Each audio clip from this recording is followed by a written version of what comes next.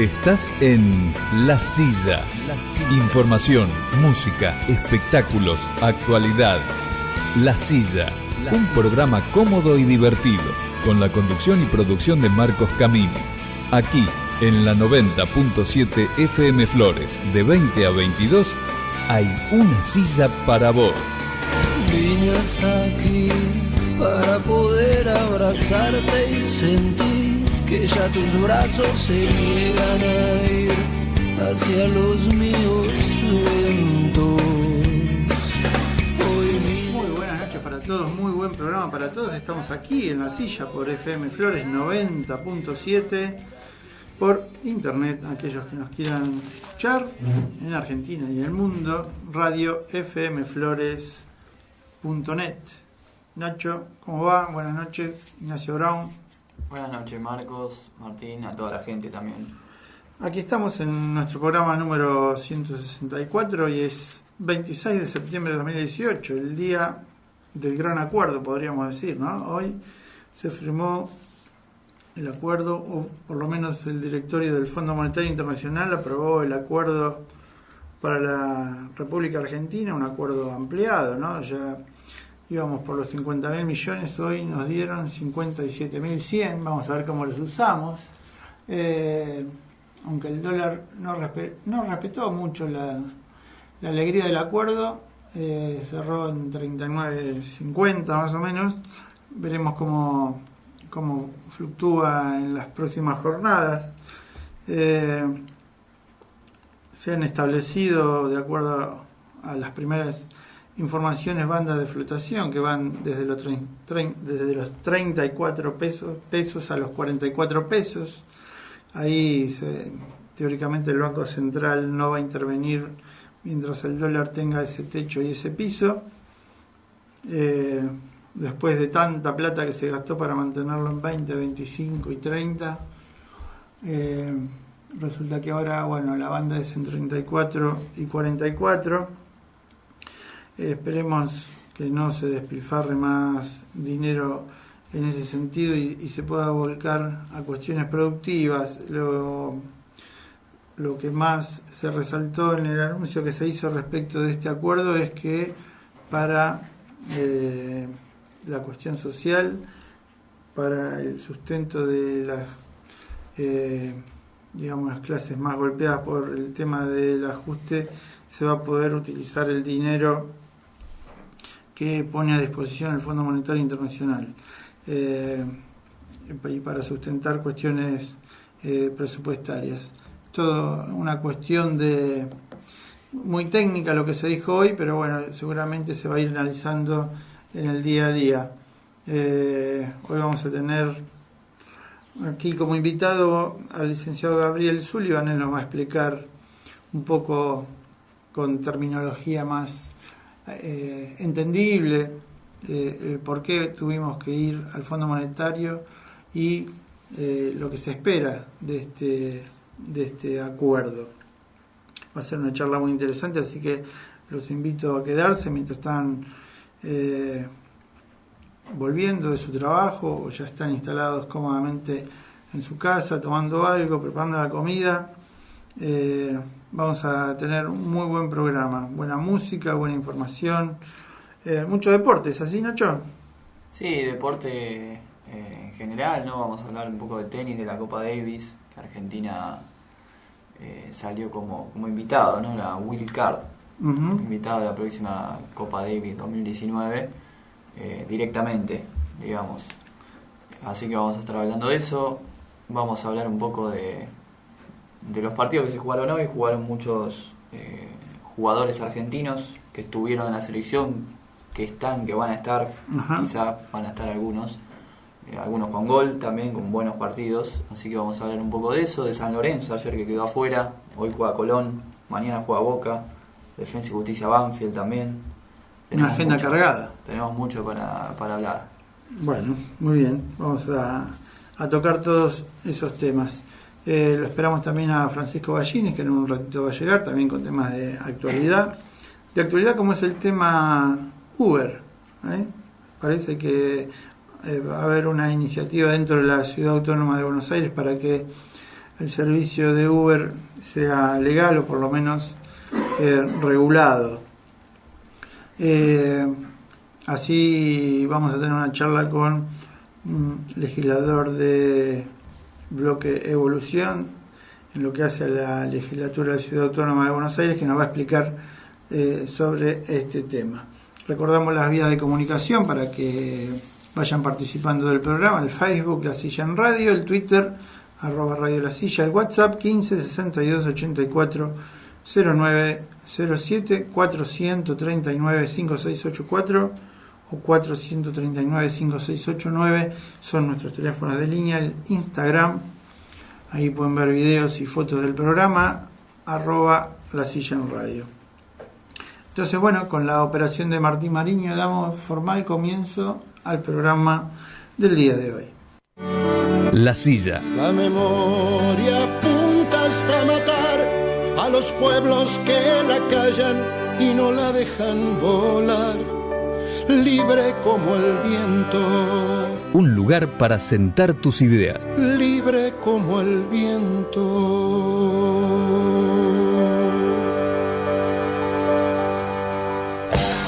Open Gallo, alquiler de canchas de fútbol 5 y 8, gimnasio, cumpleaños infantiles, bar, estacionamiento propio, Wi-Fi, Gallo 241, a pasitos del Shopping Abasto. Teléfonos 4862-9386 o 4865-4057. Jugá en Open Gallo. Jugá en primera.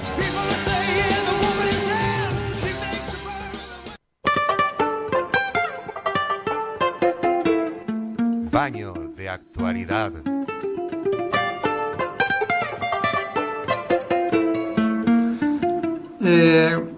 Hoy, al comienzo recientemente del programa, comentábamos del acuerdo firmado entre la Argentina y el Fondo Monetario Internacional, acuerdo que es como una segunda parte, ¿no? Porque ya habíamos firmado algo así entre mayo y junio y duró muy poco. En ese momento se hablaba de un dólar controlado, de una inflación del 15%, 18%, y bueno, todo pasa muy rápido, pasa como en las películas, pasa como en las novelas. Muchas cosas de las que suceden en la Argentina parecen salidas de una novela, de esas novelas de realismo mágico, donde la realidad y la ficción se confunden y a veces no se pueden distinguir. Inclusive las cosas que son de manual, esas que son de aplicación básica y que no requieren demasiado análisis, en la Argentina se transforman en ciencia ficción. Y las transforman los que se dicen llamar políticos. El presidente y sus funcionarios dijeron hace unos días que estamos atravesando una tormenta, en lugar de decir que estamos en una crisis económica, política y social de suma importancia. O sea, esas declaraciones de estar en una tormenta rozan lo literario, de cuento, y a veces pareciera que se utilizan para no afrontar costos electorales. Tormentas y literatura en lugar de crisis y acciones concretas. Me hace acordar al libro Fahrenheit 451, uno de los más conocidos por tener como protagonista precisamente a los libros en sí. Desde su famoso título, Fahrenheit 451, que es la temperatura a la que arde el papel, fue escrito allá por 1953 por uno de los grandes de la ciencia ficción de todos los tiempos, como fue Ray Bradbury. Y Argentina, a los ojos ajenos, es moderna, seductora y avanzada en los tiempos de bonanza, y a su vez mentirosa, oscura y contradictoria, y un mal ejemplo para el mundo cuando se hunde en el descrédito de una recesión económica. Hoy está en crisis otra vez. Su futuro depende del rescate que acordó con el Fondo Monetario Internacional. ¿Y qué le ha pasado a la Argentina? ¿Y qué ha pasado con Mauricio Macri, que es aplaudido por el mundo desde hace algunos años a la fecha? Y internamente, en lo doméstico, cada vez es más criticado. El Capitán Maguire, el personaje ideado por Joseph Conrad como protagonista de Tifón, el mejor relato de tormenta jamás escrito, se empecina en no ver el peligro que se avecina. Habla de la tormenta y no toma la solución que corresponde.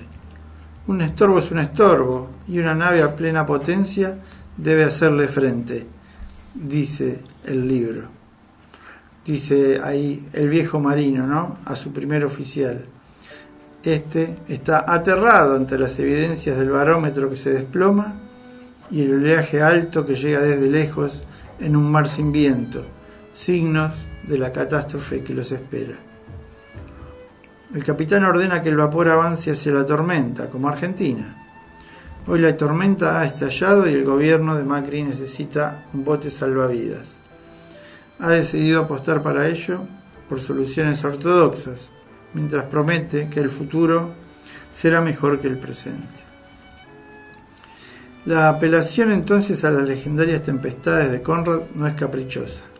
El propio Macri dijo hace 3 meses, cuando anunció la vuelta de Argentina al Fondo Monetario, que el país enfrentaba la tormenta perfecta y necesitaba ayuda. Argentina entonces perdió de un día para otro la financiación externa con la que cubría sus rojos fiscales.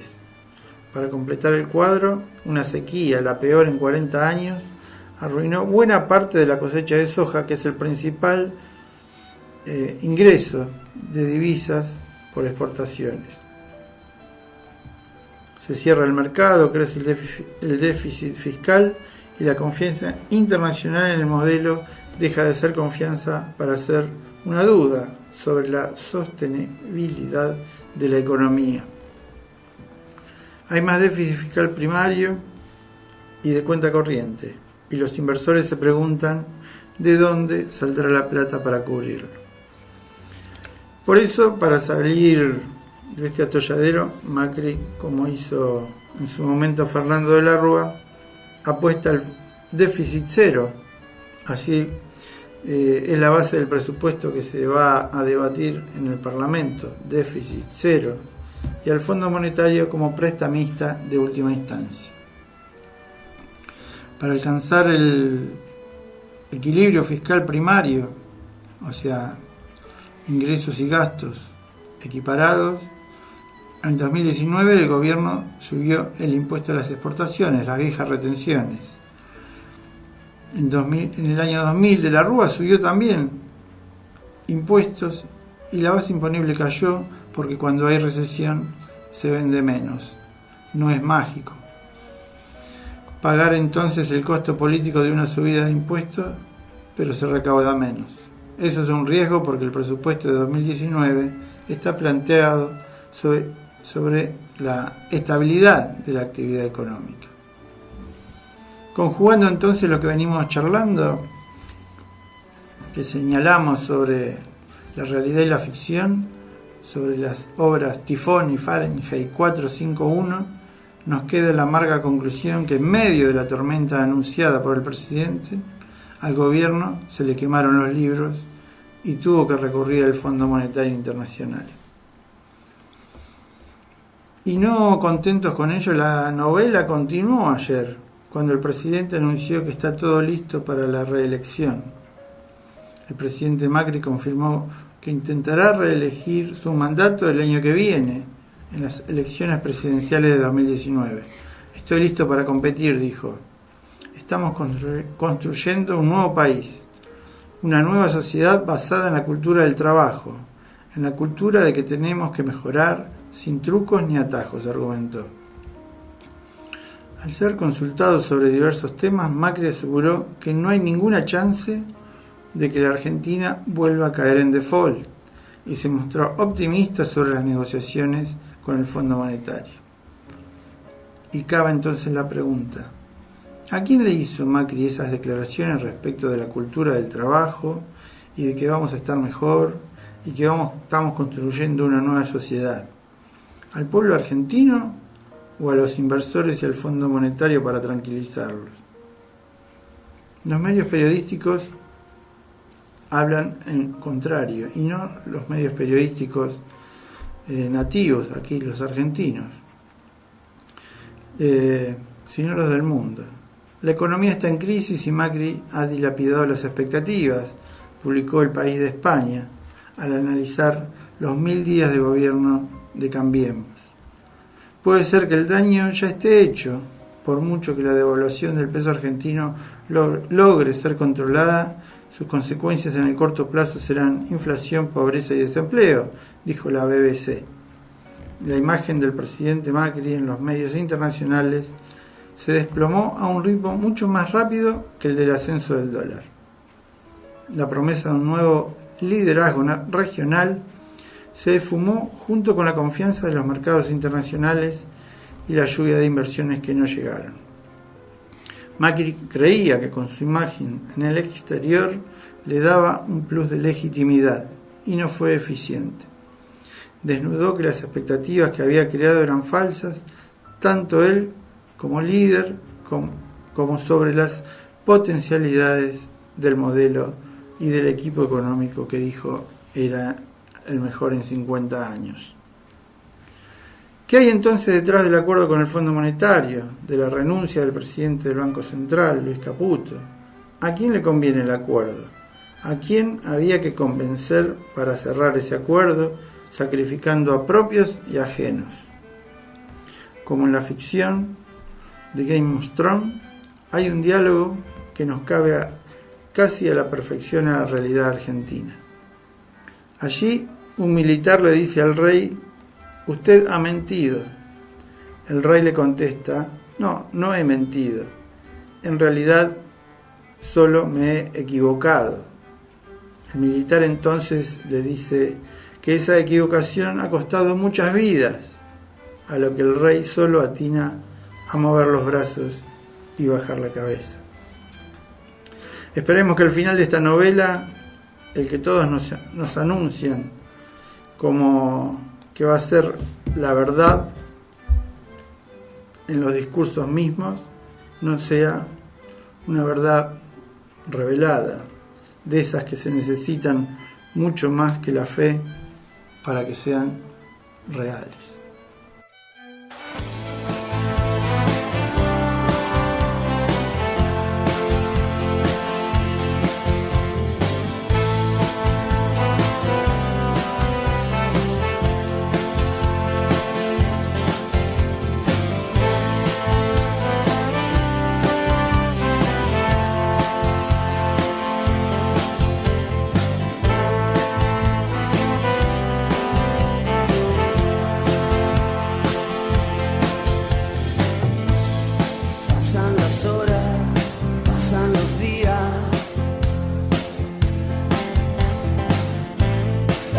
Excesos que corren de más, amores ajenos que no ponen freno,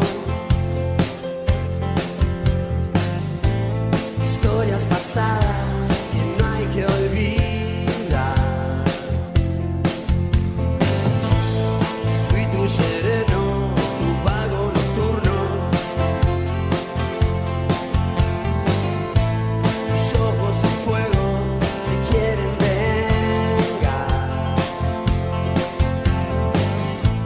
Tus vicios, los míos, tu sexo y mi sexo. Hoy mi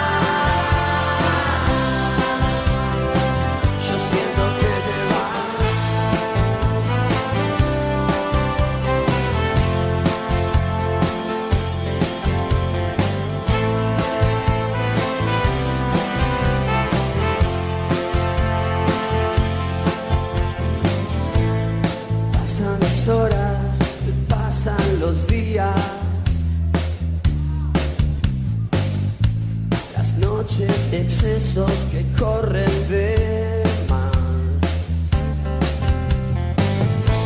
Tus vicios, los míos, tu sexo y mi sexo. Hoy mi pasado me vuelve a atrapar. Y al mirar las estrellas siento que ya se fue.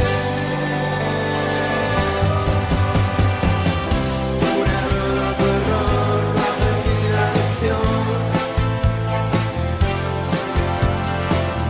Por volar te perdí, nos perdimos los dos.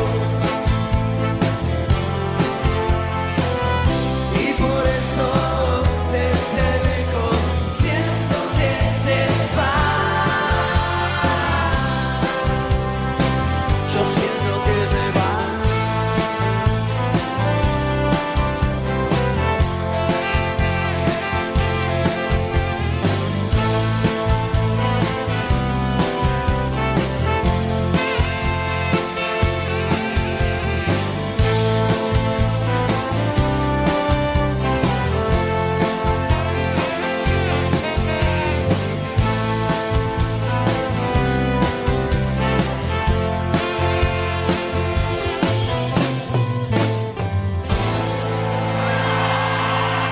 Aquí estamos en la silla por FM Flores 90.7, radio fmflores.net, para seguirnos por internet, las vías de comunicación La Silla en Radio, Twitter @Radio La Silla, WhatsApp 15 62 84 0907, Instagram @La Silla en Radio, teléfonos de línea 439 5684 439 5689. Vamos a hacer una primera entrada al tema deporte y Nacho nos va a comentar sobre Copa Davis. Como adelanté antes, Argentina fue invitado junto a Gran Bretaña a participar de la Copa Davis 2019, que tiene algunos cambios que vamos a pasar a contar. Argentina ya no depende de si clasifica o no. Ajá. Va directo ahora a la etapa definitoria, que se va a jugar en noviembre de 2019, entre el 18 y el 24 de noviembre, a fin de año. Falta mucho. La semana que viene se va a saber si es en Madrid o en Lille la final, porque es sede única. Todavía no se sabe. O sea, todos los equipos van al mismo lugar a jugar. Sí, en esos días. En la etapa definitoria se juega en esos días, en una sede en especial, y todos los equipos. Va a contar con 18 equipos. Como dije antes, jugarán en noviembre. 12 selecciones se clasifican a través de una etapa previa, que ahora vamos a nombrar los equipos que son los países. Eso se va a jugar en febrero. Después 4 ingresan por ser semifinalistas de la actual edición, que son Francia, España, Croacia y Estados Unidos. Esos 4 equipos. Y los 2 restantes, Gran Bretaña y Argentina, que son invitados, como dije antes. Los 18 equipos se dividen en 6 grupos compuestos por 3 países y pelean por el título en esa sede única que expliqué antes. Es como que tiene un ritmo mucho más intenso, ¿no? La definición, porque antes teníamos varios meses entre partido y partido. Sí, pasa todo en esos días, ¿no? Hay mucho tiempo de febrero a noviembre. Claro. Porque en febrero está la etapa previa de esos 24 equipos. De esos quedan 12, perdón. Ahí pasan en el medio varios meses que un poco te perdés, pero en noviembre sí pasa todo junto. Es como una especie de mundial más corto, ¿no? Claro. Digamos, pues, se juega mucho en una semana. ¿Por qué Argentina fue elegido como invitado? Porque hay una razón, no es porque sí, ¿no? El criterio utilizado exige que una de las naciones ubicadas en el top 50 del ranking mundial, Argentina está tercera, atrás de Francia y de Croacia, y que tengan al menos un representante del top 10 del ranking ATP. En este caso, donde el Potro. En el cuarto puesto, facilitó eso un poco. Los equipos que van a la etapa previa: Kazajistán, con equipo a confirmar, todavía no se sabe, sale de un europeo africano. República Checa con Holanda, Suecia, Colombia, Austria, Chile, Canadá con a confirmar todavía, Japón, China, Bélgica, Brasil, Serbia, Uzbekistán, Australia, Bosnia, Italia, India, Alemania, Hungría y Suiza, Rusia. Esos son los equipos que van a pasar esta fase previa, ¿no? Juegan contra el equipo que nombré, contra el país que nombré. Son 5 partidos, 4 singles y un dobles. 4 singles y un dobles. Uh-huh. Al mejor de 3. Sí, pues, sí. como se hacía habitualmente. Pero hay algunos cambios. Porque, o sea, Argentina jugó hace poco con Colombia. Sí. Y ganó los primeros 3 partidos. Claro. Eso era como para pasar a la fase mundial, digamos.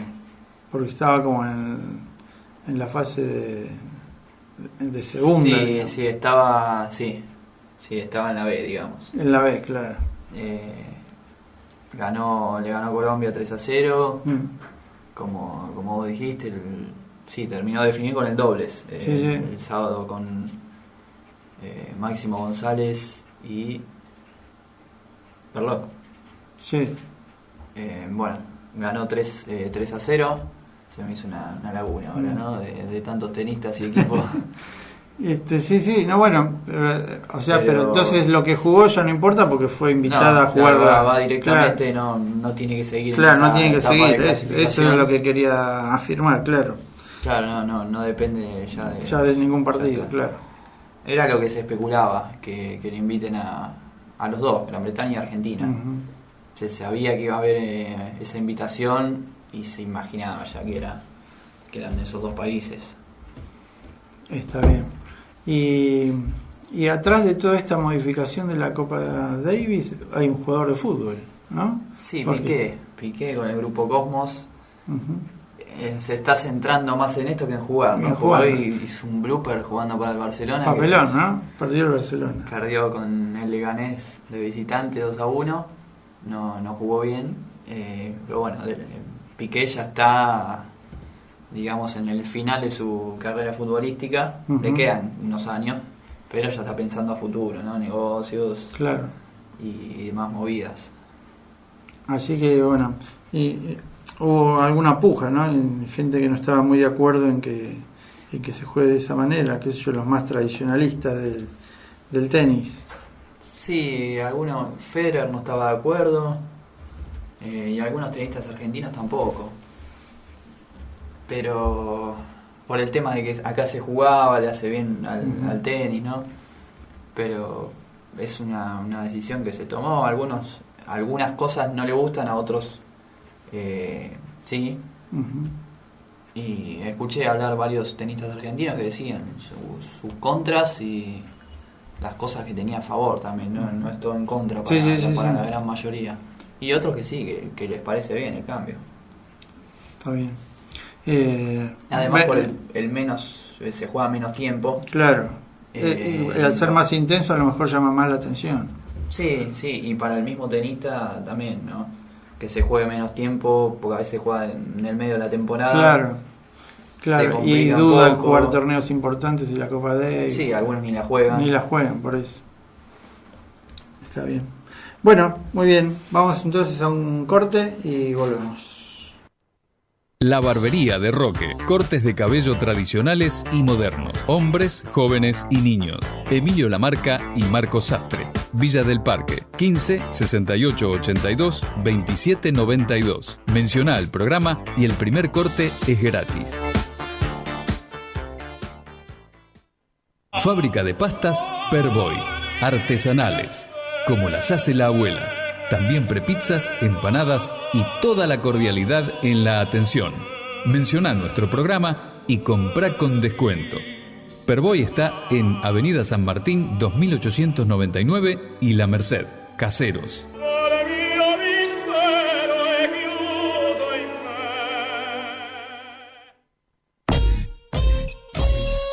Tus éxitos, disfrutalos. Tu radio te acompaña. Tell me quick, ain't love a kick in the head. FM Flores 90.7. Maderera Infora. Maderas nacionales e importadas. Venta al gremio. Mencionando este aviso, obtiene un descuento. Maderera Infora. Telefax Pilar 0232 2449 4247. Tu negocio depende de tu decisión. Llama hoy. Radio FM Flores 4139 5689. Artigas Publicidad, desde 1967 a su servicio. Agencia Oficial Clarín, agrupados, clasificados, revista, diseño de originales sin cargo. Artigas Publicidad. Avenida Nazca 1400, esquina Tres Arroyos, 4585-2300. La Silla, un programa cómodo y divertido con la producción y conducción de Marcos Camín, columnistas especializados, actualidad, música, premios y mucho más. La Silla, por la 90.7 FM Flores, los miércoles de 20 a 22. La Silla, ¿qué otro lugar vas a elegir?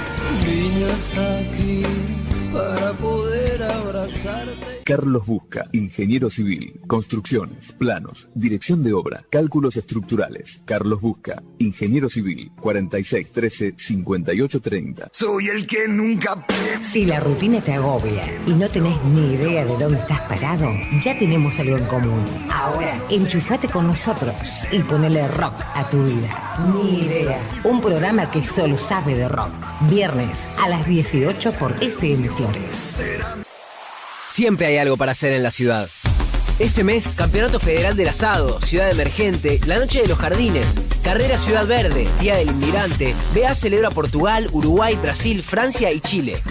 Para más información, entra en buenosaires.gov.ar/disfrutemos BA. ¡Vamos, Buenos Aires!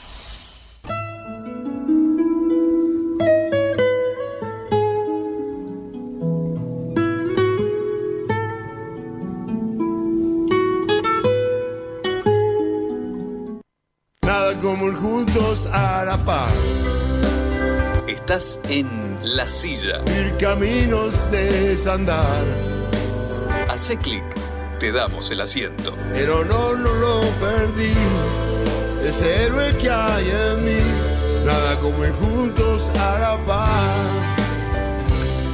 Bien, el programa anterior se charló aquí en La Silla respecto de una carta que una vecina de Devoto, de Villa Devoto, comentaba respecto de los túneles que se piensan hacer en distintas pasos a nivel, eliminar las barreras que se encuentran en Villa del Parque y Villa Devoto. 14 túneles en la Comuna 11 es el programa que tiene previsto el gobierno de la ciudad de Buenos Aires.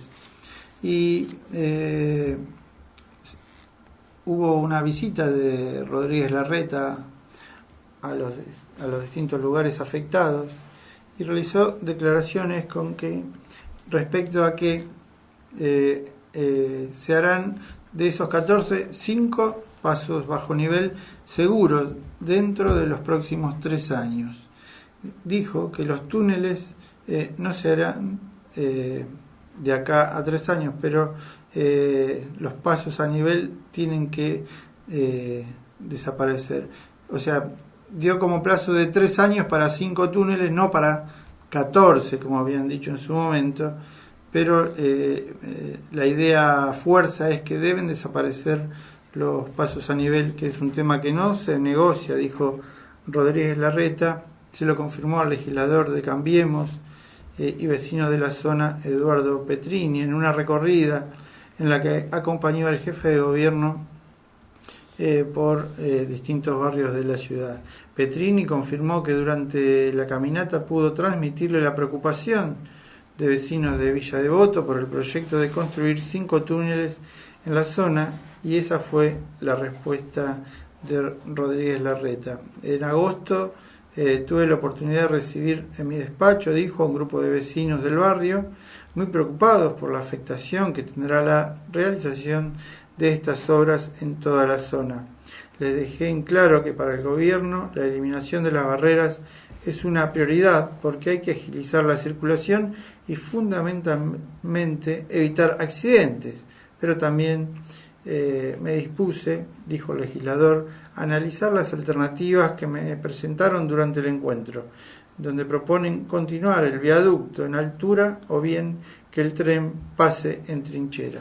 Es un poco lo que se busca, ¿no?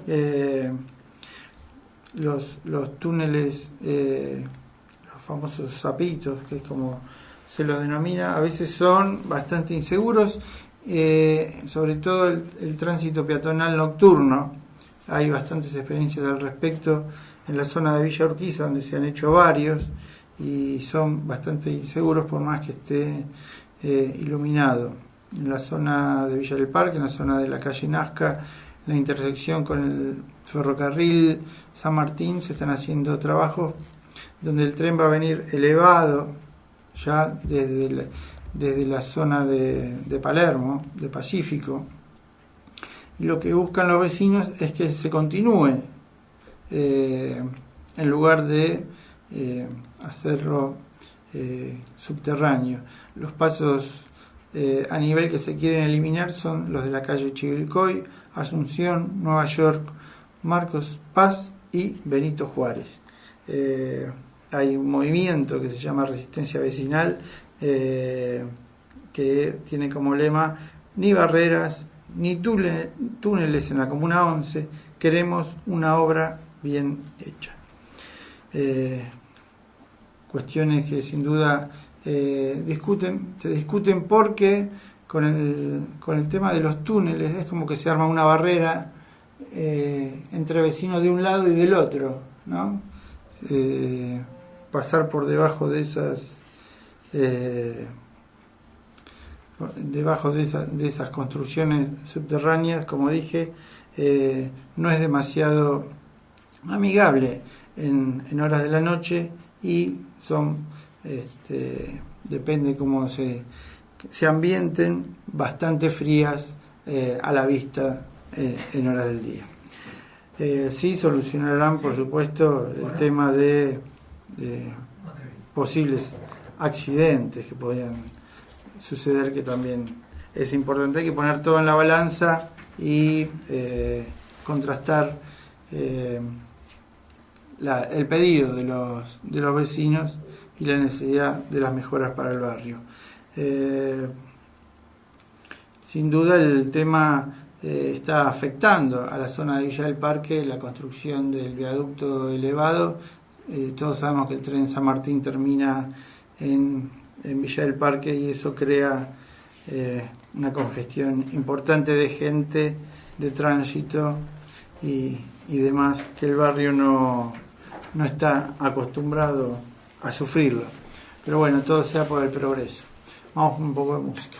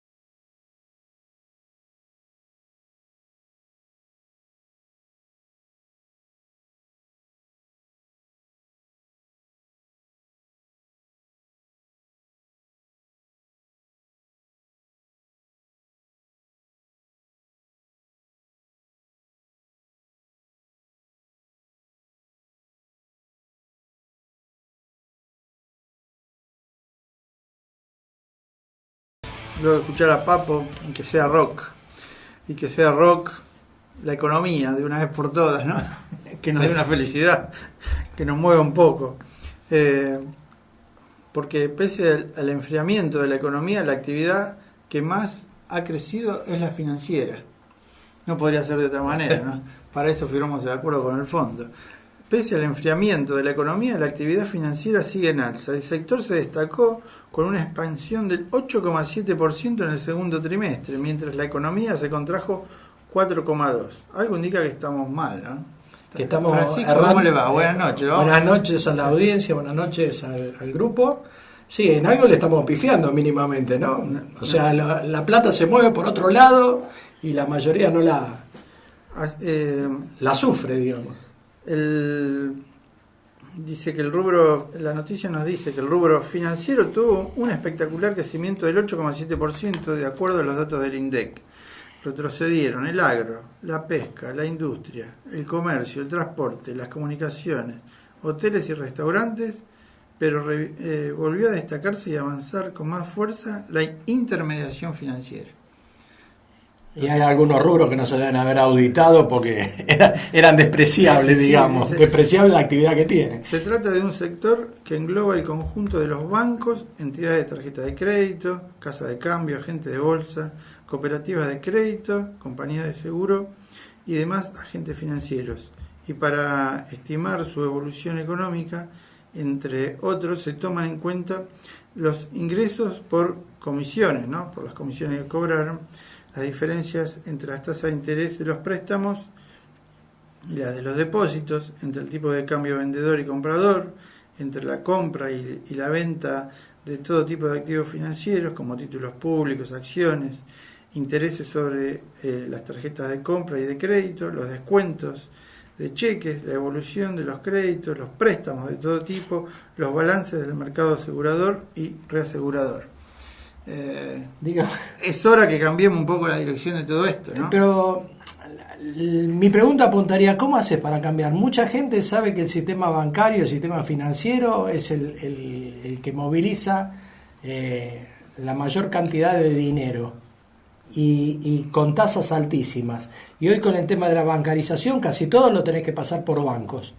Sí. Mínimamente, si le aumenta el flujo de negocio, tendrían que ellos también, digamos, volcar o prescindir de parte de esos ingresos para mover el mercado interno. Digamos, contribuir a lo que es el sacrificio económico. Al que está haciendo la gente.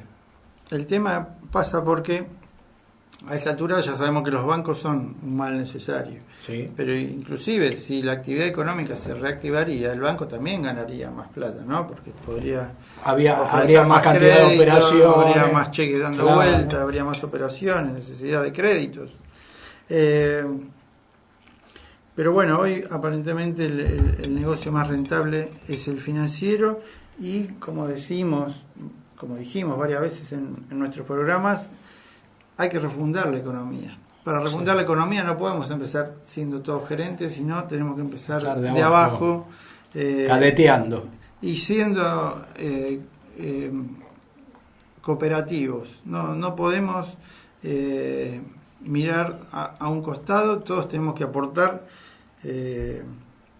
desde nuestro lugar lo mejor a que la base sea sustentable de una vez por todas, porque si seguimos con el 30% de pobreza, con la necesidad de seguir sustentando ese 30% de pobreza mediante subsidios, que va a ser así, porque ya lo dijo hoy cuando se firmó el acuerdo, parte del préstamo es para sustentar la clase, que la vamos a seguir sustentando con dinero, no con trabajo. Sí, digamos que la etapa de pasar del dinero al trabajo todavía está más lejana ahora. Es algo así. O sea que el asistencialismo va a perpetuarse mucho más en el tiempo. Y bueno, por eso es un error, porque el dinero, yo no digo que se deje de dar subsidio, pero el subsidio tiene que ir en otra dirección, en la dirección de... pero muchos de los subsidios, si a la persona le das trabajos, educación y formación, puede aspirar a un horizonte mejor del que tiene ahora. Bueno, y no va a depender el día de mañana de que le den 4, 5, lo que sea. Están hablando de quitar el poder a los punteros políticos. Bueno, es hora que el dinero se maneje de otra manera, pero también ideológicamente se maneje de otra manera.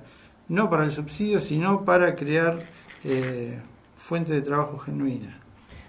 Aunque sea empezando de abajo, empezando desde la cooperativa, sí, más simple. Es que verdaderamente hay que nuclearse para que genere medio de subsistencia, la que le pueda dar a la familia una educación adecuada, ropa, comida. Es que la cooperativa es como un germen social, Néstor. Vos fijate una cosa, vos no podés arreglar cosas no podés poner gente, te iba a decir el estadio de River, pero te iba a caer mal, para ponerse de acuerdo en algo. Pero mínimamente vos con pequeños grupos de gente podés, como vos decís, generar cooperativas y buscar un bienestar para ese grupo. Después se va ampliando. Lo charlamos en su momento con... En otra época los bancos también, con los ingresos que tenían, también ellos propendían a obras, motorizan la economía. Claro, pero hoy en día me parece que... En un ratito vamos a charlar con un licenciado en economía que sabe mucho sobre ese tema y nos va a aclarar. Me mantendré callado porque soy un neófito total.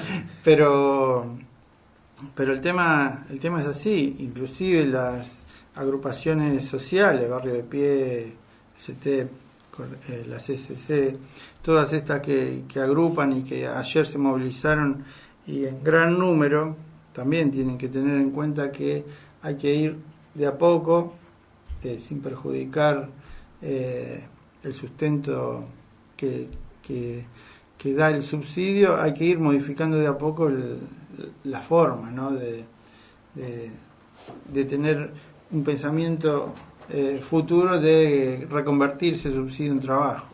Sí, es como el tema del equilibrio un poco también, que uno, a veces ellos dicen, los punteros y la gente que tiene así estos movimientos sociales, que los estigmatizan. Muchas veces eso también se puede modificar haciendo medidas así un poco más de consenso, más de comunidad y bueno, tratando de buscar fuente de trabajo para todos, ¿no? Exactamente. Nosotros, ellos, todos juntos, todos lo mismo. Pero esto tiene que venir de una idea distinta del gobierno, ¿no? Que es el que maneja la plata. Bueno, vamos a ir a un tema musical y vamos a reordenar el programa y seguimos.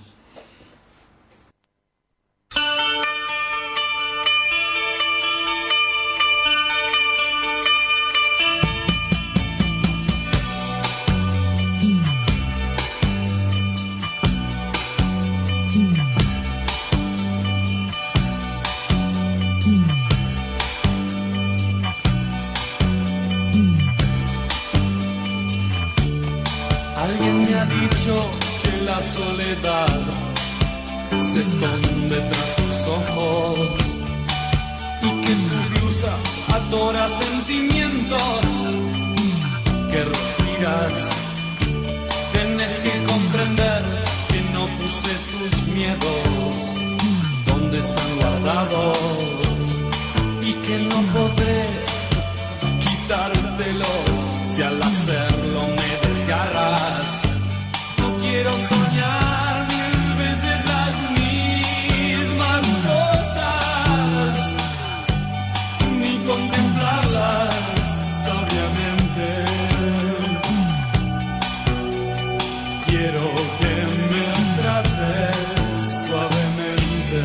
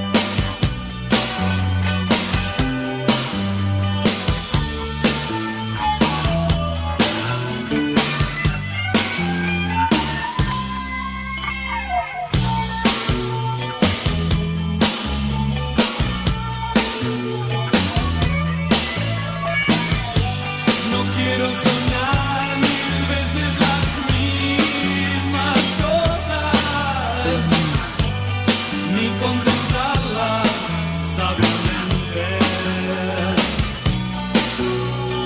Quiero que me trates suavemente. Quiero que me trates suavemente. Quiero que me trates suavemente. Suavemente, suavemente, suavemente.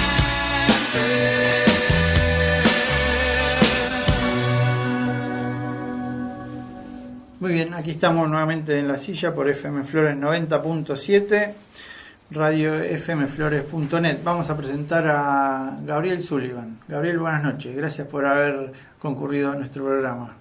Buenas noches. No, gracias a ustedes por invitarme. Muchas gracias. Gabriel Sullivan es licenciado en Economía, tiene muchos estudios de posgrado que lo han formado, lo acreditan como realmente un profesional que sabe de lo que habla, y tiene artículos muy interesantes que a raíz de ellos, de haberlos leído, es que lo invitamos a charlar sobre la actualidad de la economía de nuestro país. Esto lo que estamos haciendo ahora es una introducción respecto de tu columna Entendiendo lo que pasó, pensando en lo que hay que hacer. Exacto, sí. Lo tiramos como título y después en el siguiente bloque lo vamos a ir charlando, te vamos a ir haciendo preguntas, nos vas a ir comentando la data más importante. Hoy se firmó un acuerdo con el Fondo Monetario. Exacto, tiene mucho que ver con lo que escribiste, ¿no? Exacto, sí. Bien, bueno, bárbaro. Ahora Francisco nos va a comentar, cambiando un poquito de tema para ir picando así. Nos recostamos en el espectáculo para aliviar tensiones. Dale. Bueno, podemos decir que el conurbano caliente ya tiene nuevos líderes. ¿Ah, sí? ¿Por qué digo esto? Finalizaron las grabaciones de Un gallo para Esculapio 2.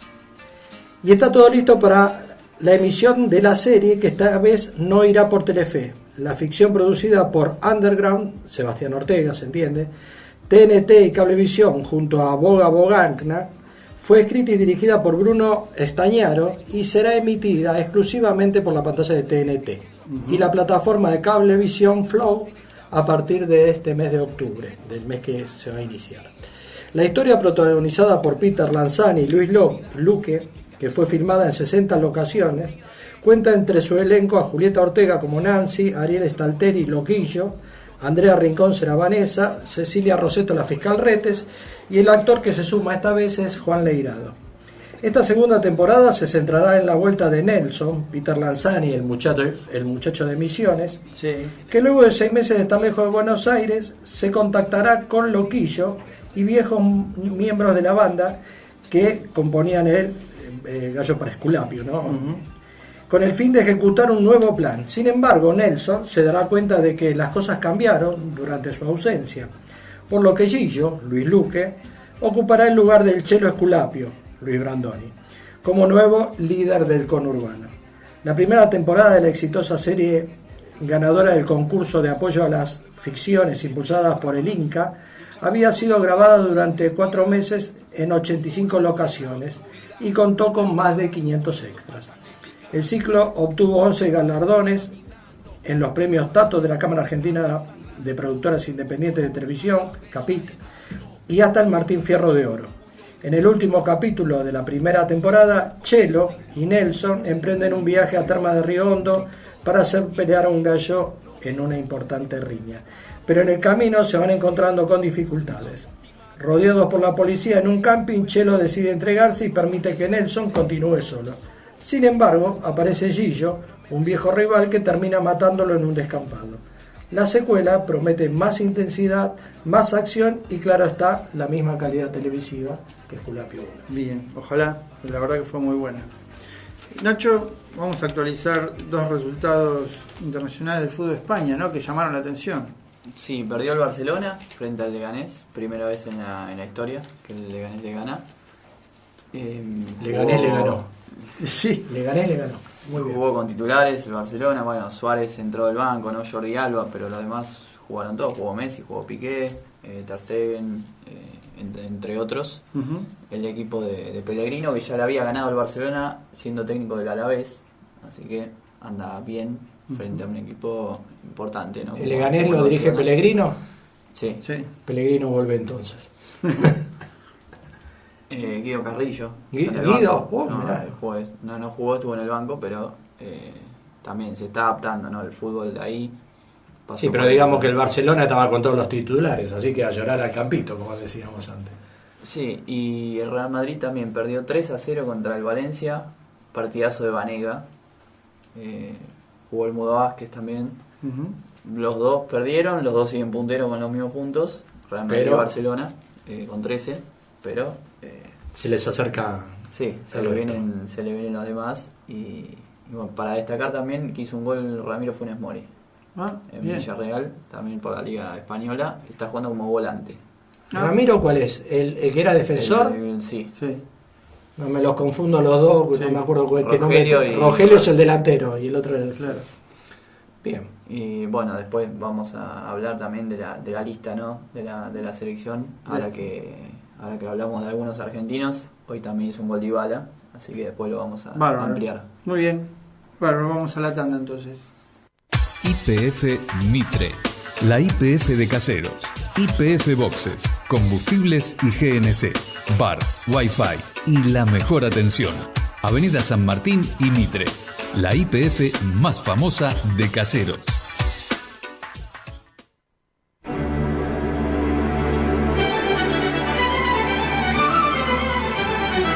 Colegio Integral Nuevos Aires. Un lugar para imaginar, crear y aprender. Un lugar para descubrirte y ser. Construyendo comunidad. Una propuesta que respeta y acompaña los diversos modos de aproximarse al conocimiento y de armar lazos con los otros. Colegio Integral Nuevos Aires. Bahía Blanca 2246, Cava 4567-8970. 4567-8970. Confitería Edén. La mejor calidad a su servicio y las mejores promociones. Nuestra docena de facturas lleva 2 de regalo. Y después de las 18:30 horas tienen el mejor precio de la zona. Los lunes, masas y postres, 50% de descuento. Confitería Edén. Cuenca 2679. Teléfonos 4504-6465 y 4504-6463.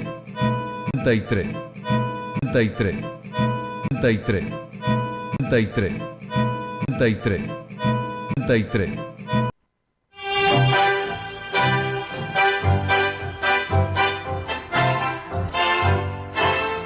La Silla.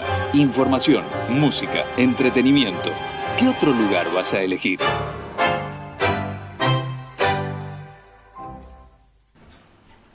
Aquí estamos nuevamente en el programa. Como dijimos en el bloque anterior, estamos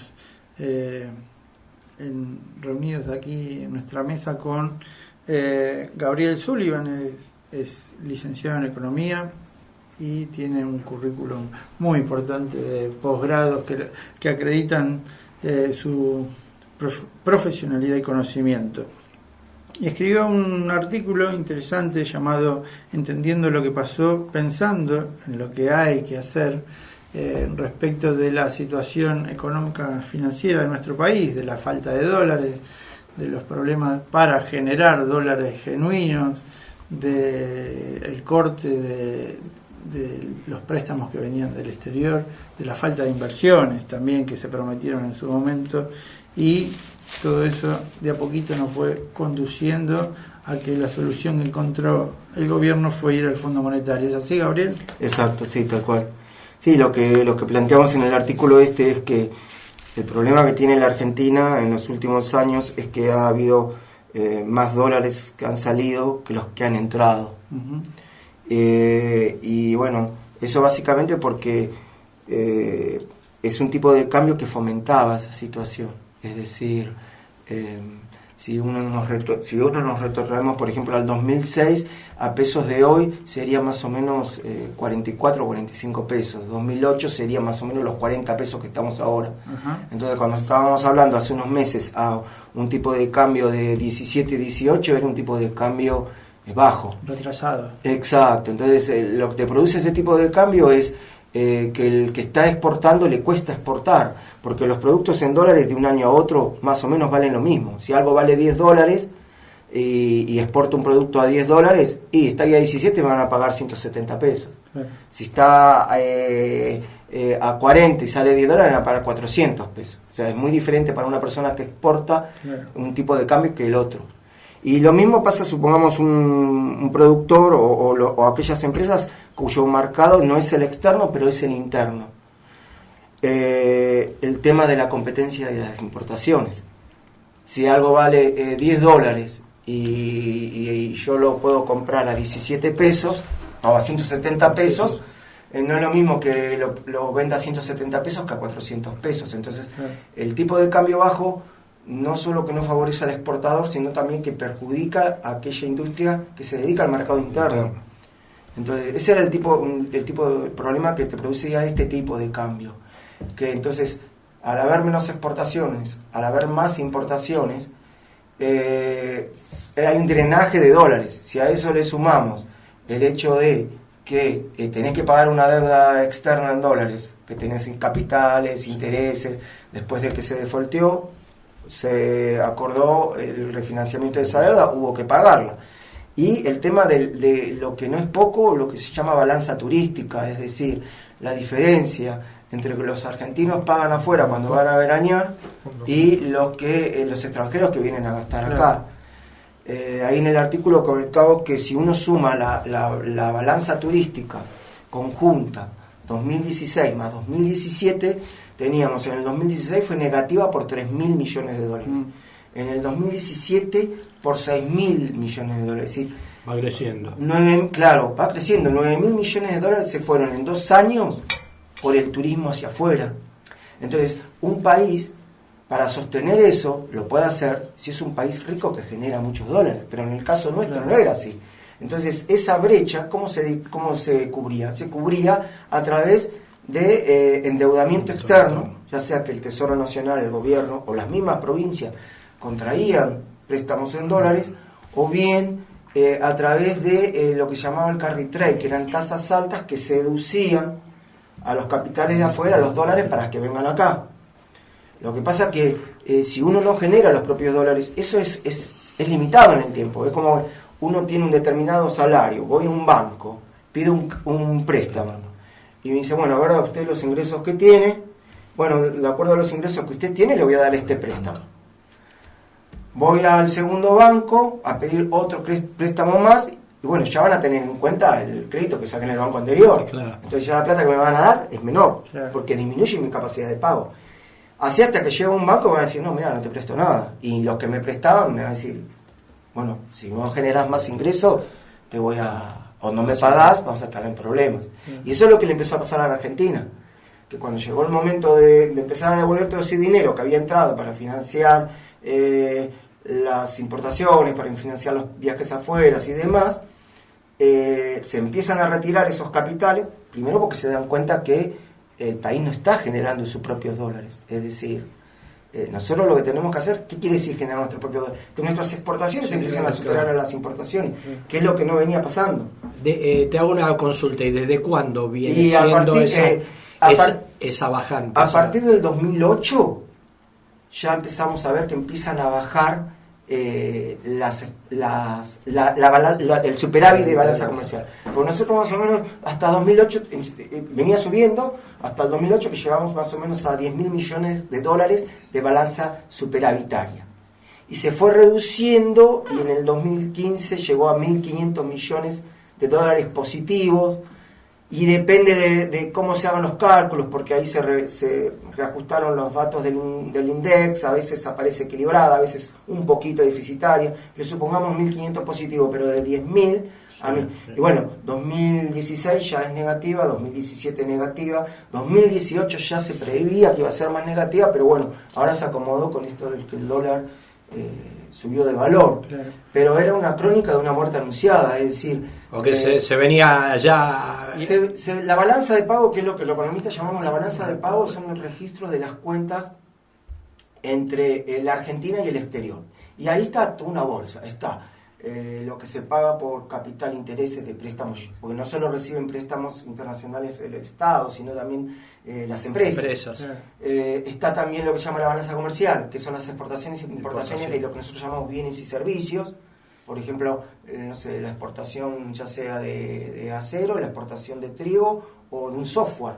Por ejemplo, una compañía de software exporta un servicio, que es el programa. Esa es la balanza comercial. Y bueno, y después también tenés la balanza turística, que esto que hablábamos. Claro. Hay una serie de condimentos, ¿no?, que llevan a todo eso, que una es que nuestras flacas, digamos, de exportaciones para colmo no tienen demasiado valor agregado en muchos casos. Dependemos mucho del campo. Es verdad. Es decir, lo que no tiene es mucho valor agregado en cuanto a lo que los economistas llamamos mano de obra, es decir, empleo. Sí. Pero digamos, lo positivo, todo tiene su lado positivo y su lado negativo.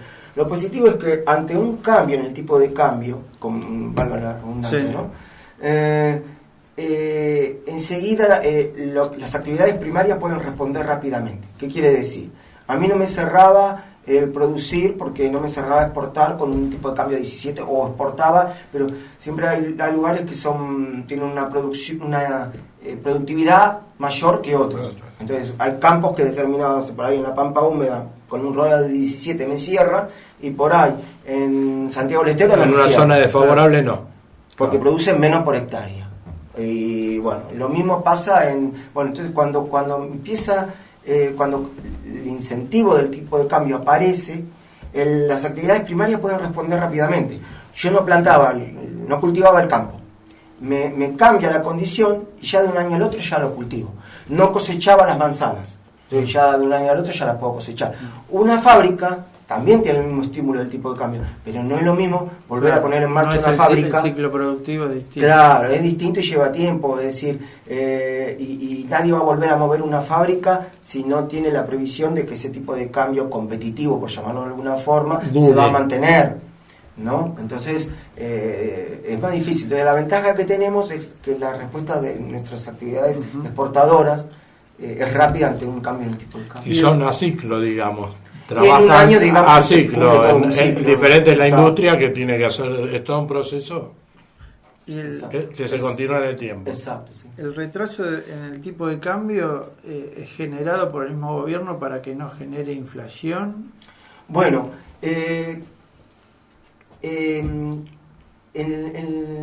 a partir del 2008, más o menos, o sea, hay una coincidencia, ¿no es cierto? Es decir, a partir del 2008 se empieza a acentuar la inflación.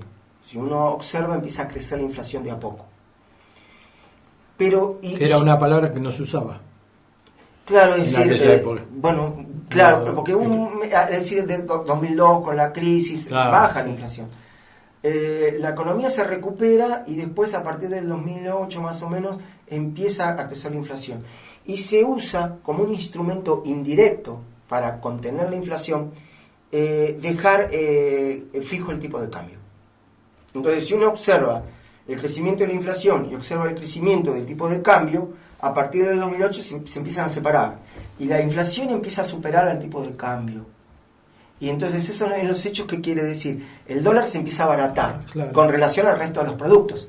Sí. Entonces, ¿qué hizo el gobierno en ese momento? El gobierno no quiere que el dólar crezca, porque no quiere que la modificación del tipo de cambio, el crecimiento del valor del dólar, se traslade a los precios. Entonces lo usa como una herramienta indirecta para anclar un poco los precios, o por lo menos atenuar el crecimiento. Eso, ¿qué hacen? Recordemos lo que pasó. Se empieza a percibir que el dólar está barato, entonces la gente empieza a viajar afuera. Claro. Entonces le pongo un impuesto a los gastos de tarjeta afuera. Sí.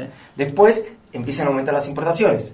Entonces el gobierno empieza a poner las autorizaciones, las prohibiciones a las importaciones. Las declaraciones juradas anticipadas. Lo que hacía Moreno, Sí. o aquel que quería importar tenía que exportar. Es decir, Sí, pero- que de un rubro diferente, quizás totalmente al que él producía. Exacto, que produciera tenía- acero, por ahí tenía que... Yo me acuerdo de alguien que hablaba que tenía que exportar exportar vino, tenía que traer, no sé. Claro, si perfume. importabas auto, importabas... Sí. Una cosa así. Sí, exacto, Cosa tal cual. así. Hubo empresas que... Exacto, tal cual. Aparecían exportando cereales. Sí. Sí. Entonces, y otra, por ejemplo, otra situación que pasaba era que las empresas saben que el dólar se está abaratando. Entonces aprovechan a remitir utilidades. Claro. Porque ellos tienen las utilidades en pesos. Compran más dólares, Claro. pueden remitir más utilidades. Utilidades. Entonces el gobierno dice, no dejamos remitir utilidades. Y la gente también, es decir, puede comprar más dólares que antes con su mismo salario. Entonces dice, no, tenés que pedirle a la FIT que te autoriza a comprar Claro. $100 el banco, entonces teníamos que hacer el trámite en internet Claro. para ir a comprar los dólares. Pero todo eso es atacar las consecuencias. La causa era que el dólar estaba barato. Entonces eso es lo que hacía era mantener la situación.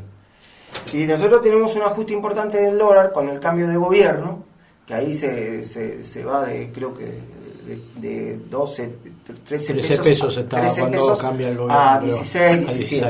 16. De 13 a 16 Sí. en un solo día. Es una devaluación importante.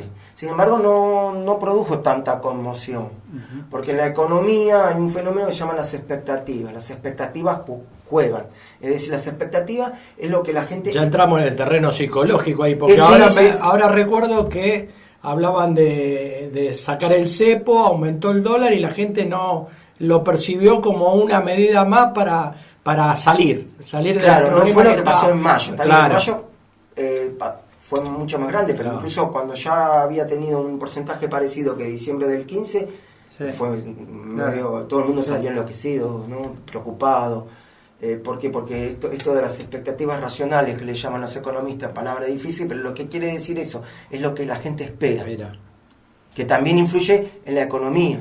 Si yo creo que el dólar va a seguir subiendo, y bueno, yo voy y cobro un sueldo, o tengo un ahorro o algo que sea, o tengo un plazo fijo en pesos, lo cambio en dólares. Claro. Entonces eso acelera aún más el crecimiento del valor del dólar. Muchos economistas hablan que en épocas de bonanza hay que, digamos, como planificar, tener ideas anticíclicas, de esperar, digamos, etapas que no van a ser de tanta bonanza, ¿no? O sea, planificar para las épocas malas, para las vacas flacas. Anticiparse a las contingencias. Claro, con planes que ellos denominan anticíclicos. Exacto. Bueno, sí, en la teoría económica eso también recibe el nombre de políticas de estabilización. Porque ¿qué quiere decir eso? La economía capitalista tiene es algo ya histórico, o sea, tiene los ciclos. Hay ciclos en que se crece mucho, ciclos en que se crece menos, incluso hay recesión, y épocas, como decís vos, marcos de bonanzas. Claro. Entonces dicen política de estabilización, ¿por qué? Porque lo que se busca es que en vez de sea algo zigzagueante, sea más algo más plano. Planar. Entonces lo que se busca es que cuando una economía está en expansión, el gobierno dice, bueno, vamos a evitar que sea lo que se llama un calentamiento de la economía. Y cuando está enfriándose la economía, no, la vamos a reactivar de alguna forma. Hoy, por ejemplo, salió la noticia de que la Reserva Federal de Estados Unidos, que es el Banco Central de Estados Unidos, que es el que controla las tasas de interés, subió de 2% a 2,25%, ¿no? Sí. Anual, ¿no? La de los bonos, que es la tasa de referencia. A partir de ahí se fijan todas las otras tasas. Sería el bono ese famoso a 10 años de Estados Unidos. Claro, el famoso bono libre de riesgo de Sí. Estados Unidos. Se dice libre de riesgo porque como son bonos en dólares, si ellos necesitan dólares, los imprimen. O sea, no como nosotros cuando tenemos un bono en dólares, tenemos que rogar que el gobierno tenga los dólares. Pero lo que pasó, bueno, ¿por qué la subió? Porque la economía norteamericana está viniendo por un momento de bonanza muy bueno. Entonces, lo que hablábamos recién en off, es decir, lo que hacen los gobiernos cuando hay bonanza, controlar de que esa bonanza no sea en demasía. ¿Por qué? Porque si no se empieza a traducir en inflación. Y la inflación después termina desordenando la economía. Claro. Es un poco lo que nos pasó a nosotros a partir de 2007-2008. Veníamos de una economía de mucho crecimiento muy buena y se continuó con la misma política económica, cuando por ahí desde el punto de vista técnico-económico lo que habría que haber hecho es reducir un poco para que no se produzca la inflación. Porque al producirse la inflación, lamentablemente es como que es una pena, porque se rompió ese ciclo. Empezamos a tener esa inflación, se la empezó a contener, tratar de contener con el tipo de cambio, y bueno, lo que hacen los países, como hizo Estados Unidos hoy, sube la tasa de interés. Subir la tasa de interés es uno de los mecanismos para enfriar la economía, porque al subir la tasa de interés, la gente ¿qué hace? En vez de consumir, si tiene un sobrante, dice voy a cambiar el auto, claro. Pero le sube la tasa de interés y está muy bueno el plazo fijo. Claro. No, mejor hago un plazo fijo, claro. Y lo cambiaré más adelante. ¿Pero por qué? Porque hubo un estímulo. La persona dice, no, me conviene posponer el consumo porque tengo el incentivo de la tasa de interés. Al posponer el consumo, porque en definitiva la inflación es un tema de oferta y demanda. Es decir, hay varias explicaciones de la inflación y está la que empíricamente ha demostrado mayormente más en los países en desarrollo, es la teoría monetarista, que dice que la cantidad de dinero, pero en realidad si uno analiza lo que quiere decir es el exceso de demanda. Si uno, por ejemplo, está en un determinado barrio y de golpe se pone de moda y bueno, las casas empiezan a subir de precio en ese barrio. Es un tema sí. Y yendo un poco a lo que todos queremos saber, ¿no? Y que estamos esperando que un economista nos dé la respuesta. ¿Qué es lo que hay que hacer a partir de ahora? Ya firmamos con el fondo, nos prometieron plata, tenemos asegurado el financiamiento externo, pero en lo interno, ¿cómo generamos trabajo?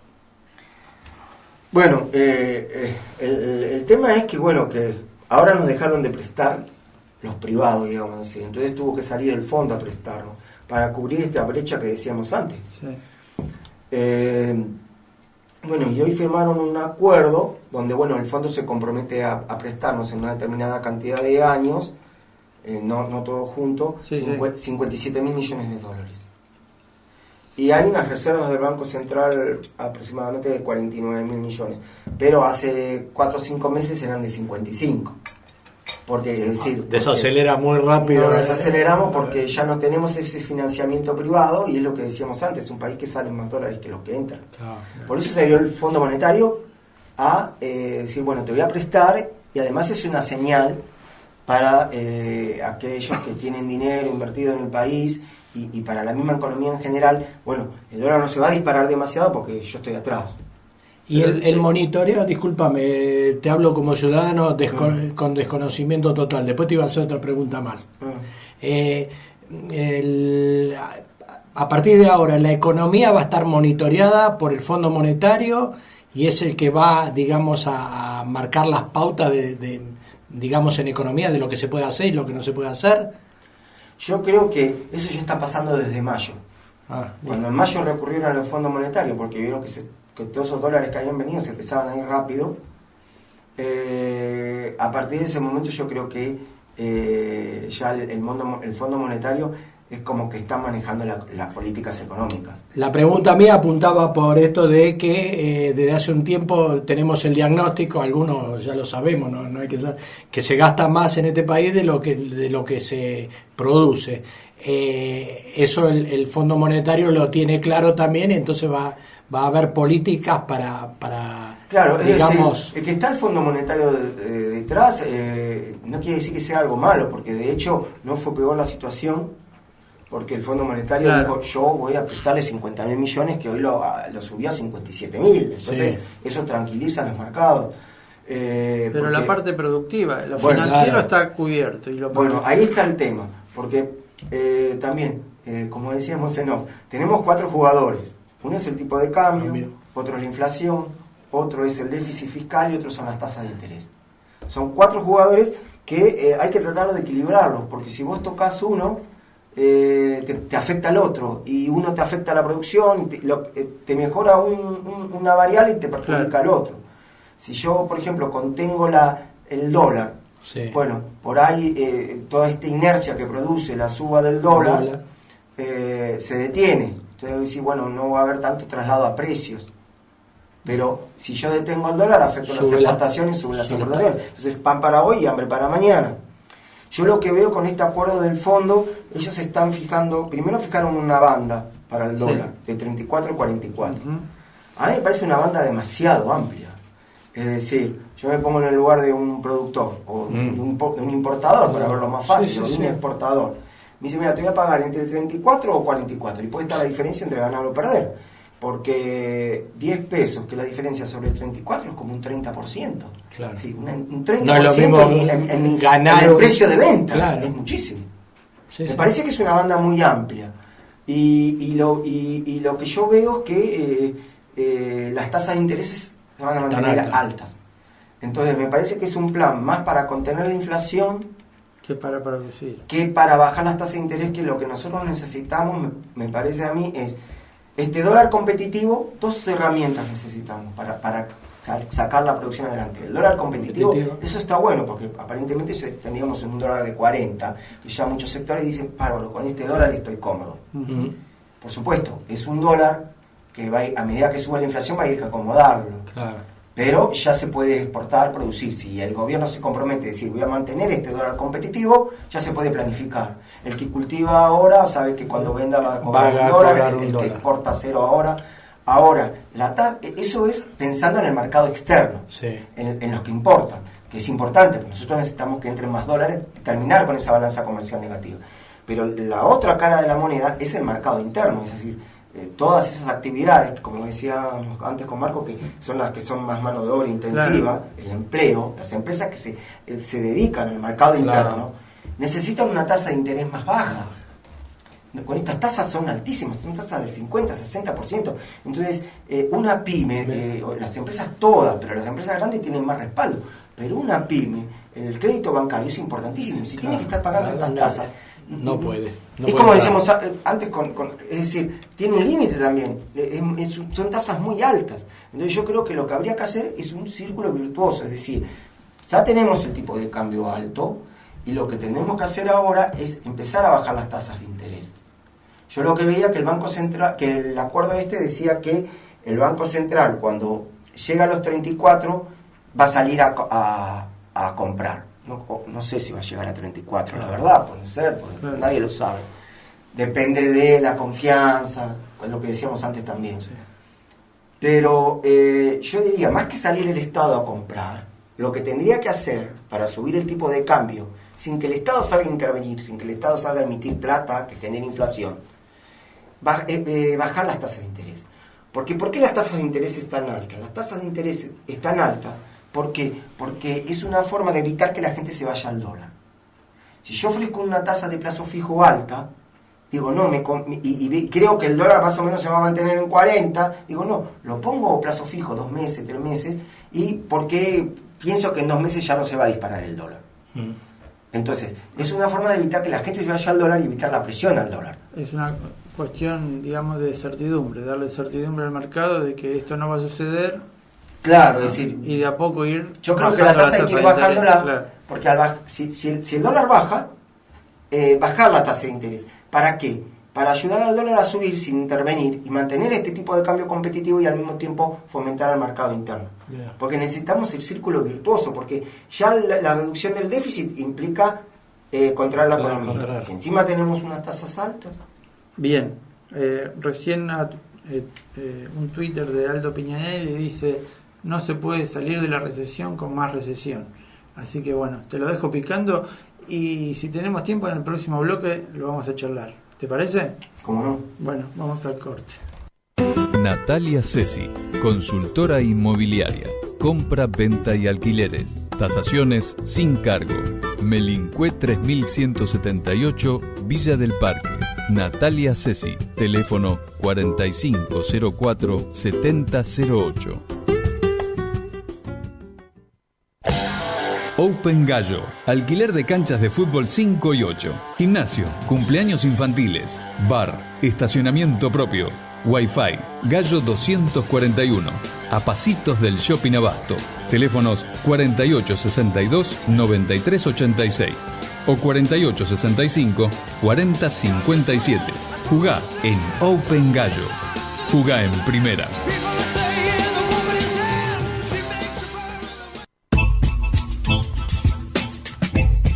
Aires de Flores. Respiralos. Tu radio te acompaña. FM Flores 90.7.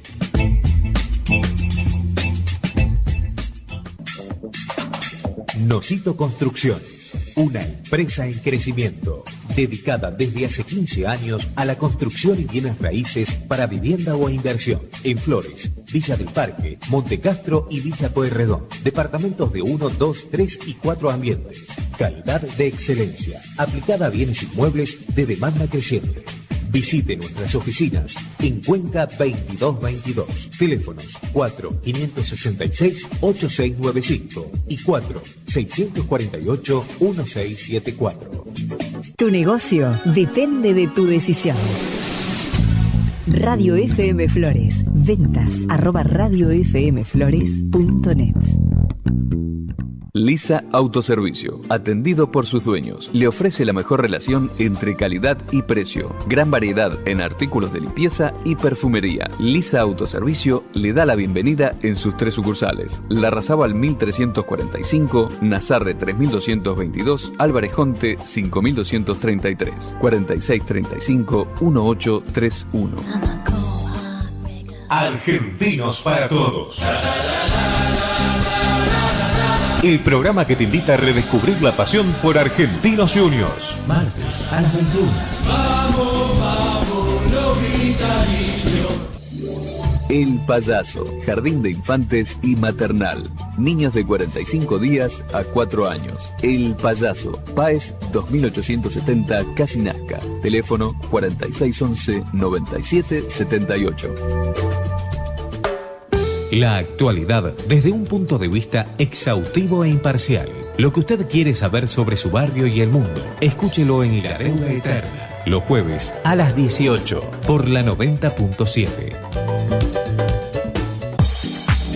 Escudo Seguros, Carabobo 794, Flores. Te ofrece para automóviles seguro obligatorio con servicio de grúa. Llama al teléfono 2102-4287 y comprobá la eficiencia del mejor seguro en Carabobo 794, Flores. Escudo Seguros. Aseguramos todas las marcas y modelos. Carabobo 794, Flores. Horario de atención de lunes a viernes de 9 a 17 y sábados de 9 a 13 horas. Aceptamos todas las tarjetas de pago. La mejor alternativa en tu seguro. Escudo Seguros.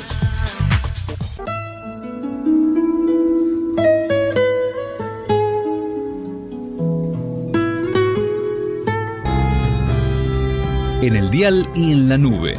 Tu lugar está en La Silla, en FM Flores. Basta ya de llorar. Como veníamos hablando durante varias emisiones de nuestro programa, el tema de Uber, entre otros, llama la atención de la gente. Ya sea por sus distintas características, ¿no? Por el servicio, por los problemas que tiene para ubicarse en el ámbito de la ciudad de Buenos Aires. Y en estos días han salido notas donde dicen que Uber en la Argentina es donde más creció, producto de quizás la crisis económica, porque mucha gente que está desocupada se anota para ser chofer, ¿no? Eso y otras actividades, por ejemplo los de delivery, en moto, en bicicleta, cada vez hay más. Producto más empresas de delivery. Sí. Claro, producto de la situación económica, la gente desempleada o desocupada buscan esos tipos de ocupaciones que son accesibles, ¿no? Teniendo el medio de locomoción. Y bueno, Uber fue aceptado en la ciudad de Mendoza. Y bueno, en una ciudad tan importante como Buenos Aires trabaja así, medio escondida, medio ilegal. Y bueno, hay un iniciativas, hay iniciativas presentadas, proyectos, desde el bloque Evolución, para regular el servicio privado de transporte de pasajeros con chofer mediante plataformas de vinculación geolocalizadas.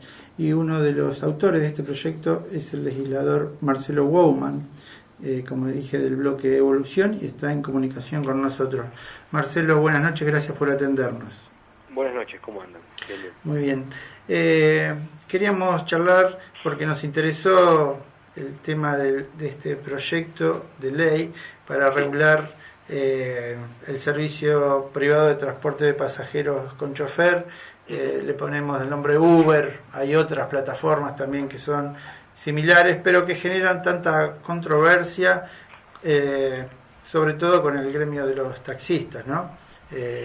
Sí, claro, es un tema que ofrece múltiples entradas, digamos, porque la verdad que es un asunto muy interesante para pensarlo, para analizarlo. Nosotros le dedicamos muchísimo tiempo al análisis de esta iniciativa, estudiando casos en el mundo y, bueno, observando la situación particular de la ciudad de Buenos Aires. Lo primero que se me ocurre a mí que hay que decir, como vos bien lo señalabas en la introducción, es que hay una situación problemática, digamos, que es en la ciudad y el Gran Buenos Aires hay 2 millones de personas que ya han utilizado esta plataforma de vinculación para trasladarse, para movilizarse en el ámbito de la ciudad y de el AMBA, digamos, ¿no? De la región metropolitana.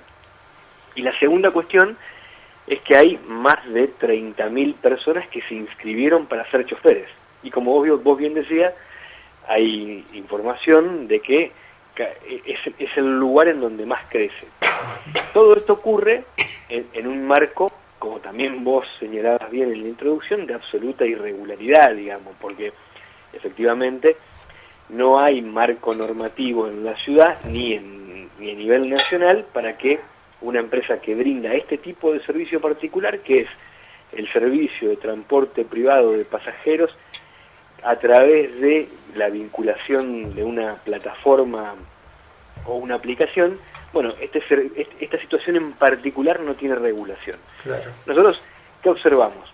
Hay 2 cosas para hacer: o la regulamos o la reprimimos, digamos, ¿no? Nosotros optamos por el camino de la regulación, entendiendo que se trata, en definitiva, y con esto te cierro por lo menos esta introducción, con un tema que a mí me parece que es central en esta cuestión, que tiene que ver con la tecnología, el desafío que le propone la tecnología a su propia, a cada sociedad, a la sociedad que la genera y que la crea, y el desafío que esa tecnología le propone a las legislaturas, a los órganos que son los responsables de construir normativa. Es decir, esto pasó siempre, ¿no? Sí, sí, es decir, en algún momento alguien inventó el taxímetro, claro, y en algún momento alguien legisló para que el taxímetro sea legal y esté regulado como normativa de contar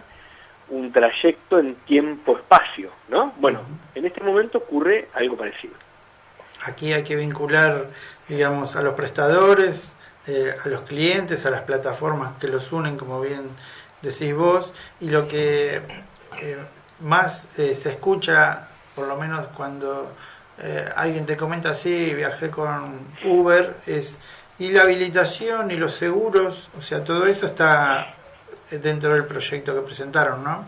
Sí, nosotros proponemos 2 tipos de regulaciones para tratar de establecerlas así un poco más claramente y que se entienda rápidamente. Intentando resumir un proyecto que tiene más de 50 páginas, ¿no? En relación a las regulaciones sobre la aplicación, nosotros proponemos, por un lado, las de tipo técnicas, digamos, y por otro lado, las de tipo administrativo-impositivas. En las de tipo técnica, obviamente, suponemos un profesional conductor con una licencia de conducir profesional de 1 o de 2, BTD actualizado, obviamente la llamada cédula verde como comprobante de identificación del vehículo, el seguro automotor especial, no el seguro habitual que utilizan hoy los conductores de esta plataforma, sino el seguro que cubre al pasajero, al conductor y a terceros. Construimos la solidaridad responsable, o sea, la responsabilidad solidaria de la empresa con el chofer ante cualquier eventualidad, y creamos un registro de inscripción de choferes que después te cuento para qué sirve, para qué serviría, ¿no?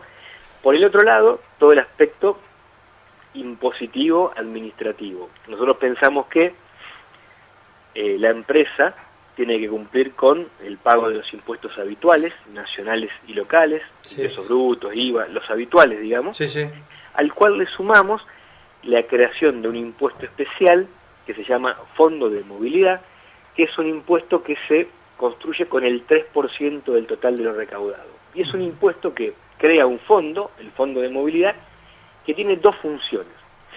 Ese Fondo de Movilidad sirve o serviría para construir dineros públicos, para mejorar el transporte público, para mejorar el sistema de transporte público, puede ser dinero para invertir en mejorar el servicio de subte, de bicicleta, del resto del sistema público de transporte, digamos. Y también un fondo para asegurar lo que nosotros denominamos, se constituye como un cambio en la regulación que implica cierta inseguridad jurídica, para decirlo rápidamente. Te pongo un ejemplo para que se entienda esto que quiero decir. Vos sos taxista, compraste una licencia hace 3 años y la compraste con una normativa vigente. Esta normativa, de aprobarse, modificaría las condiciones sobre las cuales vos compraste una licencia. Por lo tanto, esta situación debe ser reparada en caso de que se aprobase una ley de este tipo. Bueno, la idea es de que este fondo actúe como mecanismo de reparación de esa situación de inseguridad jurídica que se generaría. De todas formas, nosotros pensamos, te digo lo último con esto, después te permito, porque es importante decirlo, que un servicio de este tipo, de hecho lo vemos, digamos, no iría en contra, o sea, un servicio de vinculación por aplicación no iría en contra del taxi necesariamente, sino que debería funcionar desalentando el uso de auto particular. Para promover esto, también nuestra ley lo que sugiere es que haya una zona de exclusión para este tipo de servicios, y que no puedan entrar al centro de la ciudad, por ejemplo. Y también proponemos que en el corto plazo comience a haber una renovación de la flota, y que la flota lentamente se vaya convirtiendo en una flota híbrida, es decir, alimentada por electricidad, ¿no? Bueno, estas son algunas de las cosas ¿Eso que... ¿Eso en el caso de los taxis o de los particulares? No, de los servicios de aplicación. Ah, de aplicación. Exactamente. Bien. Y un poco entonces, me imagino que cuando fueron elaborando el proyecto y haciendo consultas y tomando relación con otros sistemas, ¿también habrán tomado contacto con el gremio de los taxistas o no? Sí, nos comunicamos. No, la verdad es que no pudimos concretar ninguna reunión, pero solicitamos en 2 oportunidades una reunión. En cuanto a los plazos de tratamiento de este proyecto, ¿tenés idea?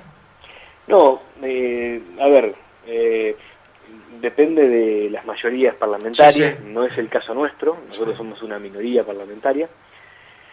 Si bien estamos interactuando y dialogando mucho con el bloque mayoritario en función de la construcción, si se quiere, de Cambiemos en la capital federal, nuestro bloque hoy es un bloque de 6 diputados sobre un total de 60, por lo tanto es un proyecto que es presentado por una minoría, y en donde entiendo sobre lo que hará la mayoría, deberías consultarlo con ellos.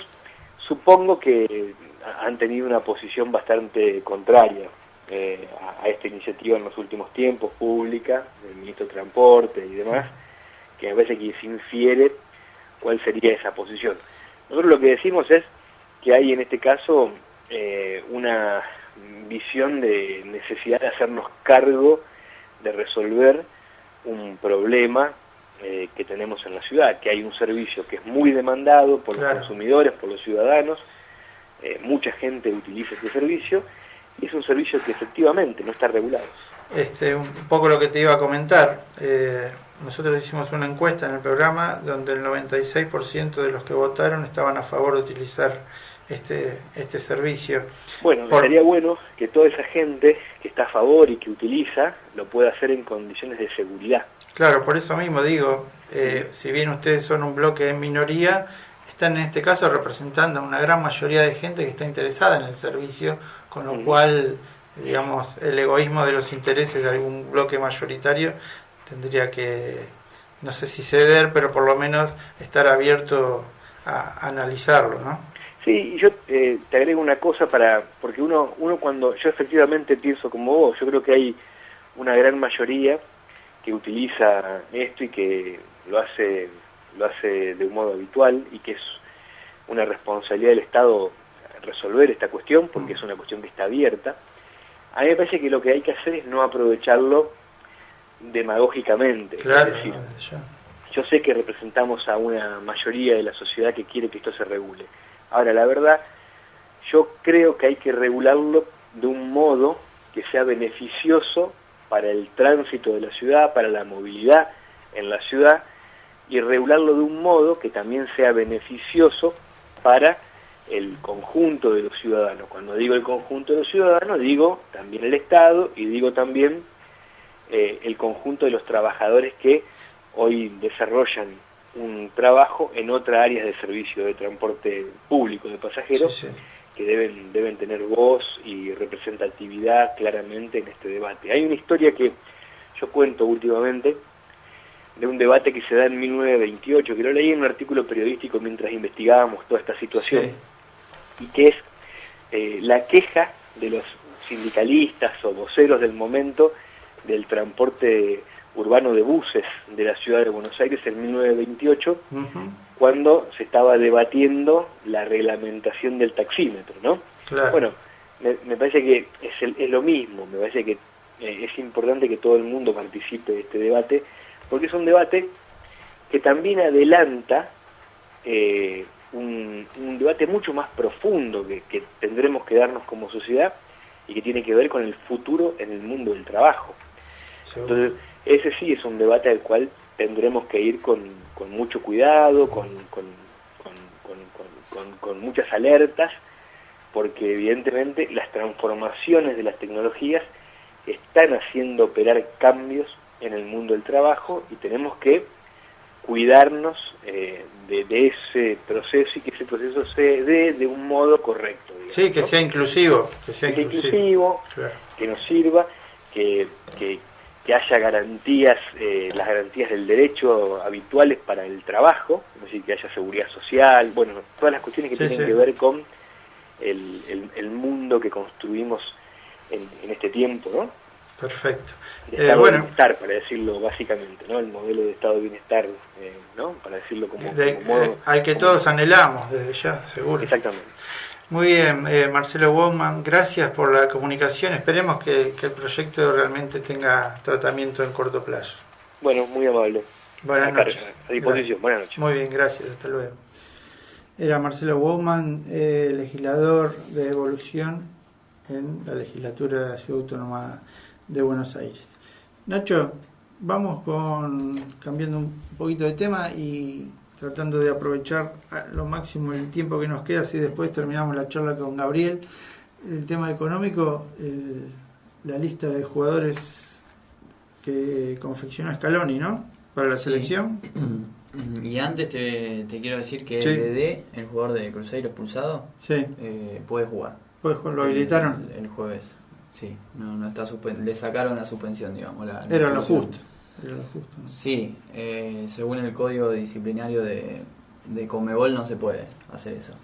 Según el de FIFA sí. Ah, sí. En el choque contra el arquero de Boca. Sí. Bueno, entonces bueno, va a poder jugar. En cuanto a la lista que dijimos de la selección para enfrentar a Irak el 12 de octubre y a Brasil el 16 en Arabia Saudita, vuelve Romero, Rulli y Armani, son los tres arqueros que van a ir. Defensores: Sarabia, Bustos, Funes Mori, Pesela, Kahneman, Alan Franco, Tagliafico, Acuña, Otamendi vuelve, Foyt y Montiel. Foyt y Montiel, que son los nuevos, digamos, ¿no? Montiel... no lo tengo. ¿Foyt de dónde juega? Jugaba. En el Tottenham, jugaba en Estudiantes. Ya lo habían citado, pero estaba lesionado. Sí. No pudo ir a la gira anterior. Juancito. Bien, bueno. Volantes Bataglia, Casíbar, Lo Celso, Paredes, El Mudo Vázquez, Salvio, Servi, Palacios, Mesa, Piti Martínez y Vargas. Y delanteros Pavón, Dybala, Simeone, Lautaro Martínez, Icardi y Ángel Correa. Bueno, los nombres son buenos, no podemos decir que no. Digamos que son nuevas camadas de buenos jugadores. Y yo creo que hay que insistir con eso. No sé si el cambio de técnico cambiará la tendencia, pero creo que son... No sé, Nacho, ¿vos qué opinás? Sí, yo creo que se tiene que hacer un recambio. Un recambio. Messi dijeron que no va a estos amistosos. Con los demás, supuestamente no lo citaron. Pero también yo creo que hay alguna decisión de no ir de esos jugadores. Yo creo que no quiere ir. Y algunos deben estar meditando ya no seguir. El que no quiere ir. Quizás algunos de los jugadores que estuvieron en el Mundial ya están meditando no seguir de jugar. Biglia no sigue, Mascherano no sigue. Enzo Pérez ayer dijo que a la selección no va a renunciar nunca, que él está siempre a disposición. Vanega está teniendo un buen presente también. Hoy jugó un muy buen partido contra el Real Madrid. Y después, bueno, Tamendi ya volvió, Romero volvió, Dybala. Sí, de cualquier manera siempre hay que mechar jugadores con experiencia con los nuevos que van llegando. Pero de acá es como una continuidad, pero de acá sí, tenemos tiempo. Por eso. Sí, hay mucho. Para la Copa América no tanto. Total, la perdimos tantas veces, perder una vez. No, pero yo creo que es una buena base y ojalá que si cambia el técnico, si lo sacan a Scaloni y viene otro, la mantenga y pueda armar un equipo desde abajo, como se necesita en el país. Bueno, empezar de nuevo, ¿no? Querían al Tata Martino y parece que se va a México. ¿Se va a México? Parece. Bueno, se van yendo. Nos quedamos con Scaloni por ahora que nos dio tantas alegrías. Exactamente. Por lo menos no perdió. Por eso, jugó 2 partidos ya. Bueno, vamos a aprovechar lo que nos queda del programa para exprimir aquí a nuestro licenciado en Economía, que teníamos un Twitter de Aldo Piñanelli, que fue en su momento también presidente del Banco Central. Exacto, ¿no? sí. Actividad bastante devaluada en los últimos tiempos, pero bueno, hablando de moneda, actividad devaluada. Metió un chacarrillo. Claro, que nos dice que no se puede salir de la recesión con más recesión. Y lo que busca el gobierno es, como decías vos antes, enfriar, que haya recesión. Claro, a mí lo que me parece es que este programa está focalizado más en la inflación. Porque como decíamos, tener un dólar a 34 o 35, 36, no sé si le conviene tanto al exportador, preferible uno de 38. Sí. Y en cuanto a la tasa de interés, lo que decíamos antes, es una tasa de interés que no favorece la producción. No solo que no favorece, sino que no sabemos qué va a pasar con las pymes, y principalmente. O sea, la situación no es alentadora con una tasa de interés de 50-60%. Y entonces, lo que me parece a mí, lo que hay que hacer, coincido con lo que decía Aldo Piñanelli, de que hacer un círculo virtuoso. ¿Qué quiere decir? Porque ya estamos, con la inflación, ya la están teóricamente tratando de contener con la contención del gasto público. Sí. ¿No? Cuando, o sea, lo que decíamos antes, la inflación en el fondo es un tema de oferta y demanda. Porque, perdón que te interrumpa, ¿viste? Las condiciones que pone el fondo son déficit cero y emisión cero. Exacto. O sea, eso precisamente lo que busca esas dos medidas es contener la inflación. Porque, volviendo, que si la inflación es exceso de demanda por sobre la oferta, uno de los grandes demandantes de la economía es el Estado. Sí. Entonces, si el Estado reduce su gasto, es una de las herramientas que dice la teoría económica para contener la inflación, porque baja la demanda. Ahora bien, si ya tenemos esa herramienta para combatir la demanda y combatir la inflación, no la demanda, sino combatir la inflación, por otro lado, se achica la economía. Al achicarse la economía, baja la recaudación tributaria. Al bajar la recaudación tributaria, volvemos a tener el tema del déficit fiscal, porque el déficit fiscal es la diferencia entre lo que el Estado recauda y lo que el Estado gasta. Entonces, por un lado, gasto menos, pero si recaudo menos es un círculo vicioso. Cada vez voy a recaudar menos, sigo con el déficit, voy a bajar más el gasto y va achicando.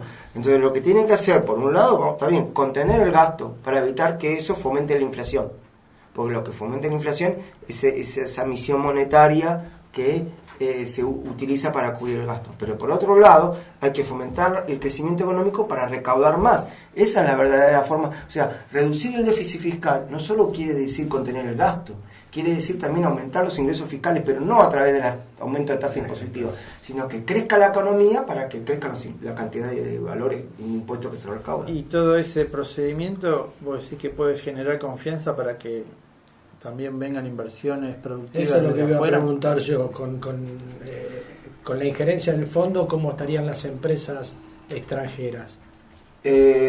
Bueno, pasa también por la tasa de interés, porque la garantía del fondo lo que es que va a haber recursos para pagar las deudas, hay capacidad de pago, entonces el dólar no se va a disparar porque no se va a transformar en algo tan escaso, con un respaldo de 57.000 millones de dólares. Sí. Pero cuando se hace un proyecto de inversión, una de las cosas que se tiene en cuenta es las tasas de interés, porque un proyecto de inversión no es todo capital propio, parte de esa inversión es financiada. Entonces, por un lado, baja lo que se llama el riesgo país, que es algo que se tiene en cuenta también cuando se hace un proyecto de inversión.